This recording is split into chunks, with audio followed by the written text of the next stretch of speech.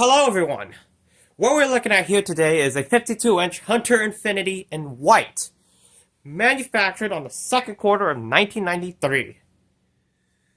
It uses a 172 by 12 to 15 millimeter 5-blade only spinner motor, has a 12-degree blade pitch, 3-speed pull chain, operated off by a speed and the start capacitors, and it's electrically reversible. So when I got this fan, it came with the Forever fan, which is the ventless one. The fan was flush mounted initially when I got it, but I bought the downrod off of eBay and installed the fan with the downrod because who doesn't like seeing fans with its downrod mounting on a downrod fan? Who wants to see a downrod fan flush mounted anyways, is my question. So, that's besides the point. I do like to have my fans be shown with a downrod whenever possible.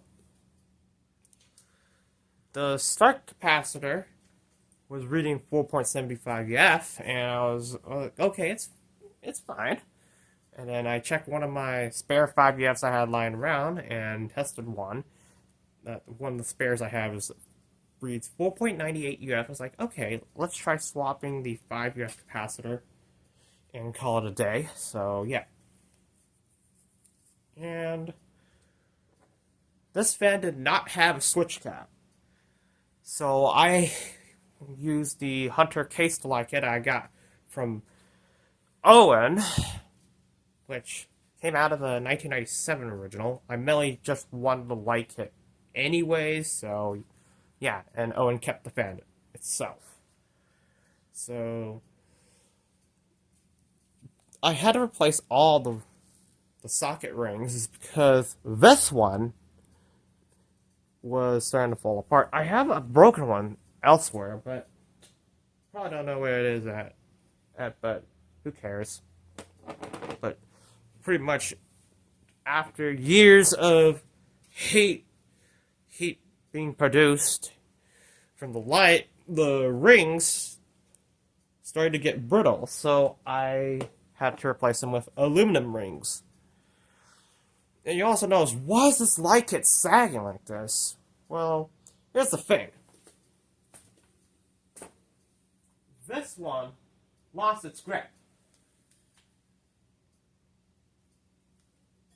This has its grip, but kind of barely does, but this one has the best grip out of all. So that's why you're saying it like this.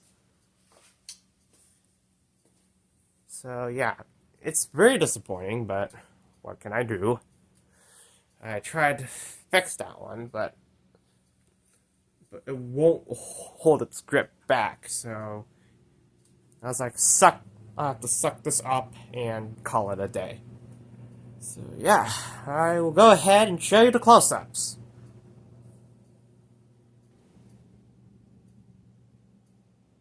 It's got included white blades on both sides.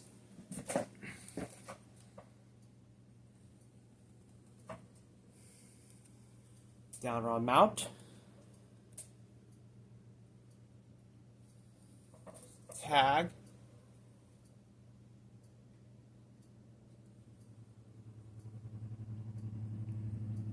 Sure.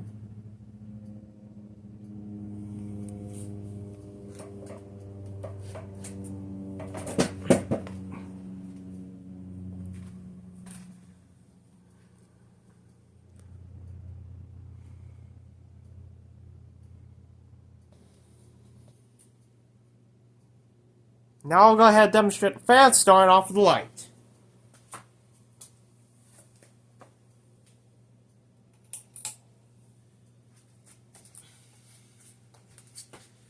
As you can see, I'm using 3 60-watt equivalent ball bright warm dim LED bulbs.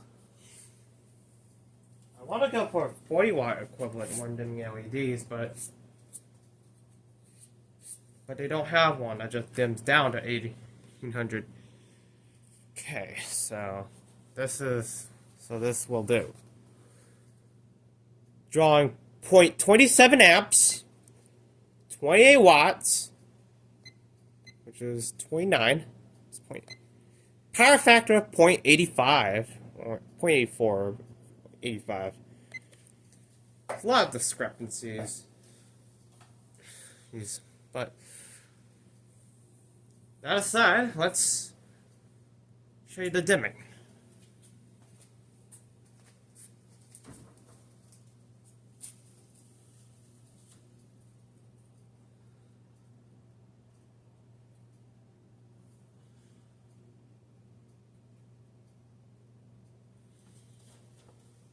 Here it is dimmed. Now, it does not turn off all the way because this control was not designed to dim down all the way.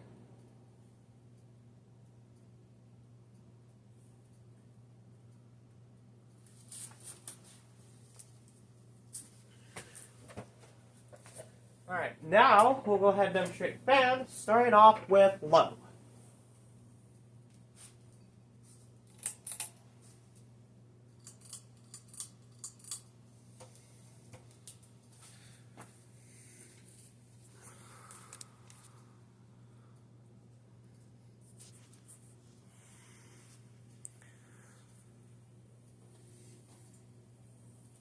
Current draw is 0.21 amps, 9 watts, power factor of 0.32.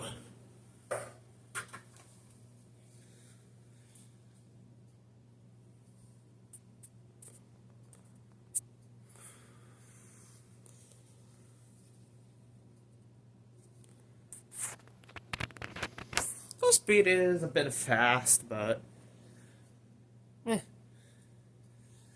it's no big deal.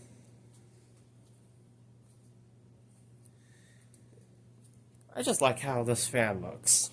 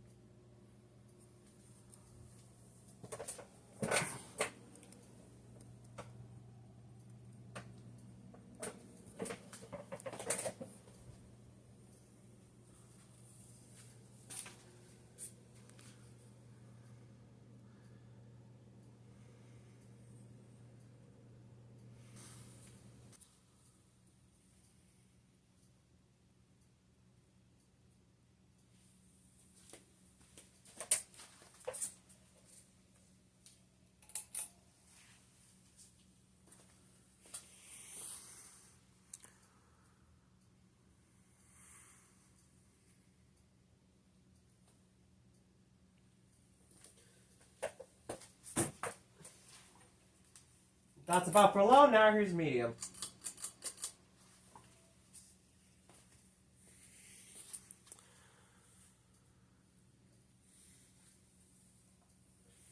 Current draw is 0.37 amps,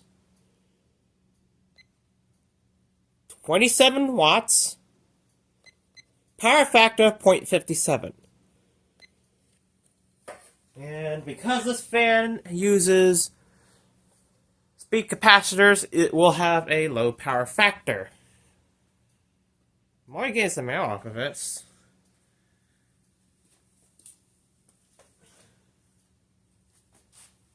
Just a little.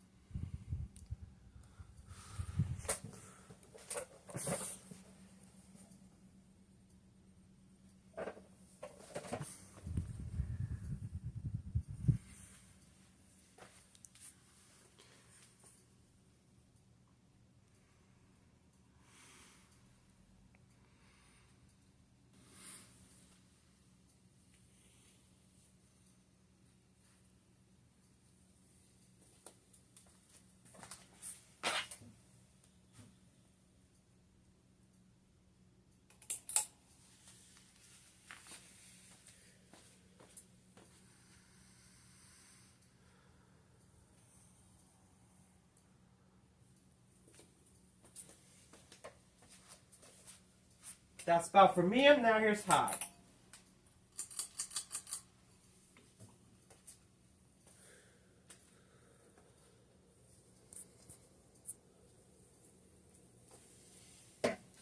Current draw is 0.57 amps, 70 watts, power factor of 1.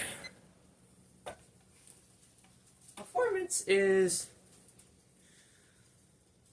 okay. It's like in your average mid-tier level. But it performs well. It performs good, but it's not as powerful as a 172 by 20 millimeter spin-a-motor fan, but it's a good performer for sure. But I feel like, yeah, I'm 99.9% sure that the skinny blades does help with air movement. Well, that aside, a 172 by 20 millimeter spin-a-motor fan could outperform it.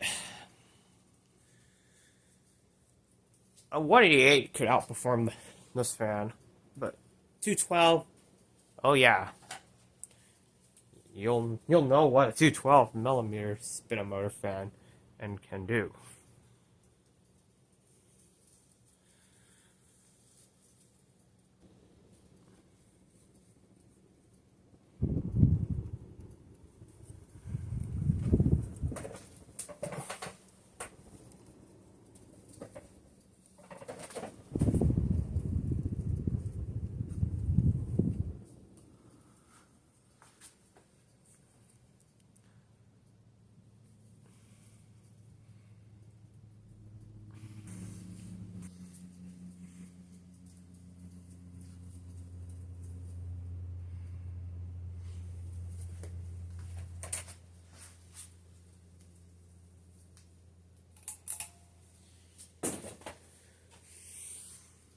And yeah, it does wobble a little bit, despite the fact that I weight matched all of them, just to be sure that they're all in the same weight.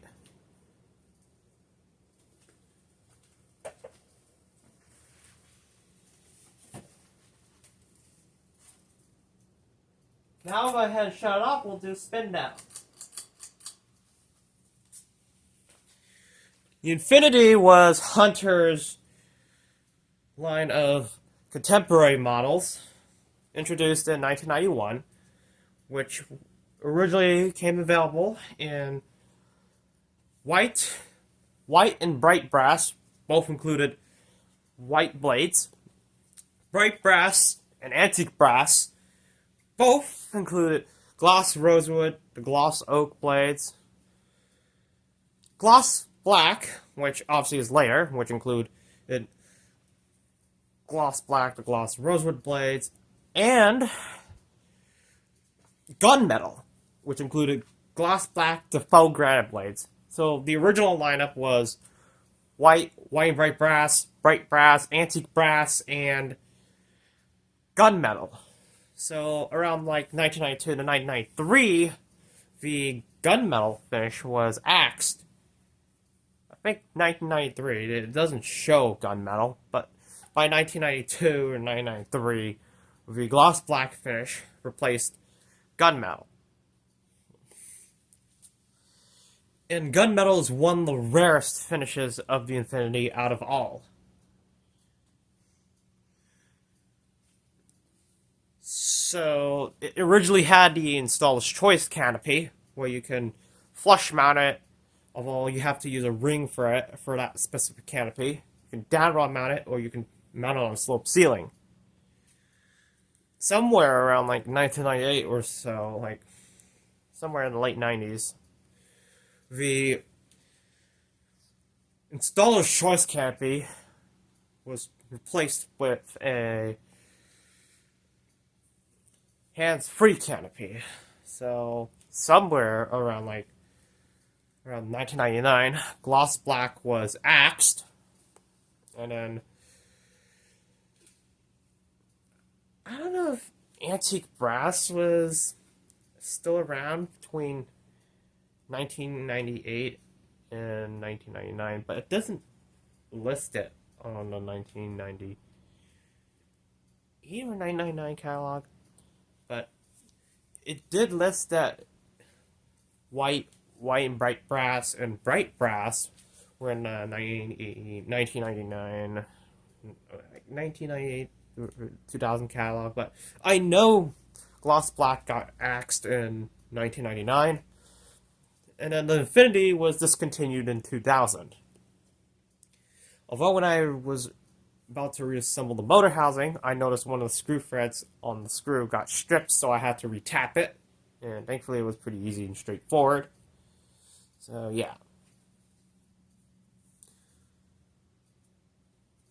Alright, now I'll go ahead and reverse it, and we'll start the fan back on low.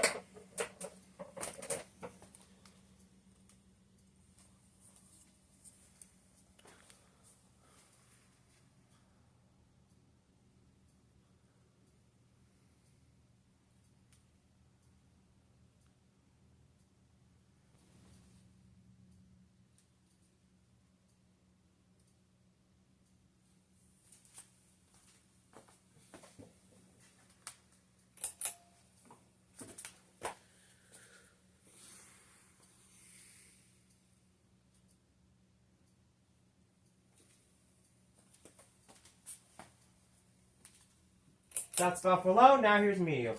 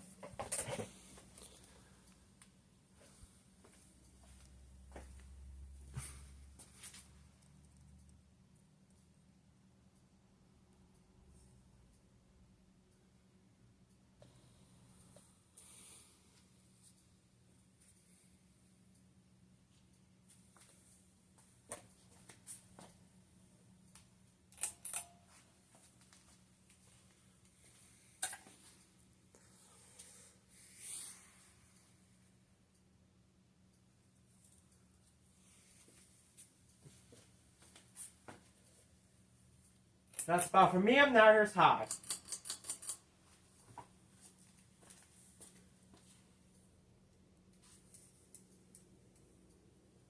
By the way, this fan was designed by Richard A. Pearson, Robert L. Schofield, if I hadn't mentioned.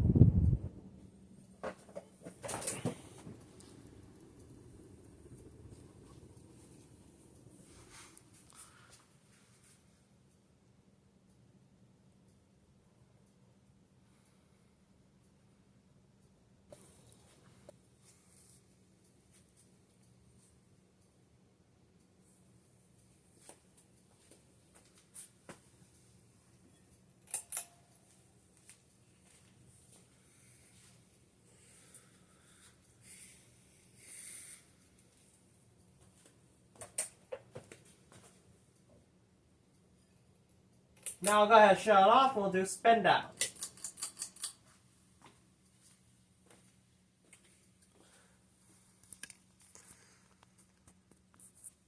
In all honesty, I really wish this fan was still sold today, because, like, imagine brushed nickel finish for this one. Like, that would have been frickin' awesome. And yeah, it is a major childhood fan of mine. A neighbor next door to me has a bright brass Infiniti flush mounted, a Hunter Brentwood, and a Studio Series remote. The Infiniti was in bright brass, Brentwood was wine bright brass, and the Studio Series was antique brass with a bright brass Hunter-like kit. A church near me has 4 antique brass Infinitis, and the refinery, now it's a fitness center, a different one, has 3 in gloss black, if I remember correctly. And that's just pretty much it. It's a pretty common fan, nothing to write home about. Likely I may keep this one, unless if I have a trade for a bright brass finish. Or it's like if I get a trade for a fan that's more in a childhood finish for me, like bright brass or antique brass and gloss black. Those are the top tier of my childhood finishes for the Infiniti. I might consider trading, but for now I'm keeping it. Since this is a major childhood fan of mine, I'm going to keep this one. We'll see.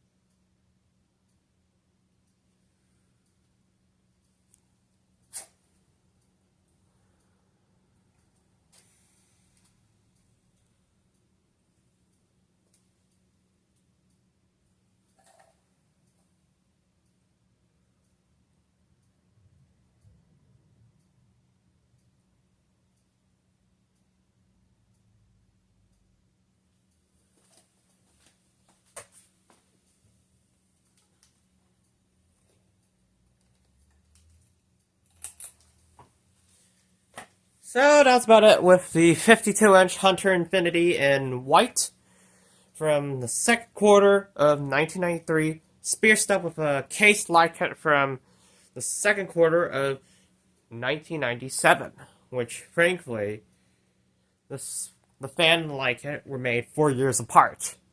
Thank you for watching, and I hope you enjoyed this video.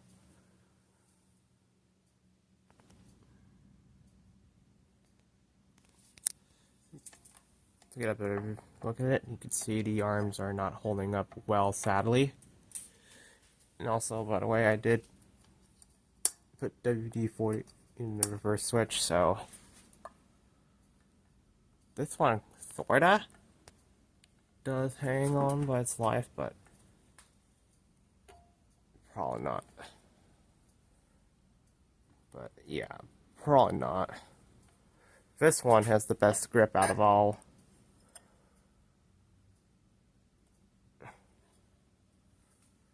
So, yeah. Just figured I'd do just a brief addendum to this video. So, yeah.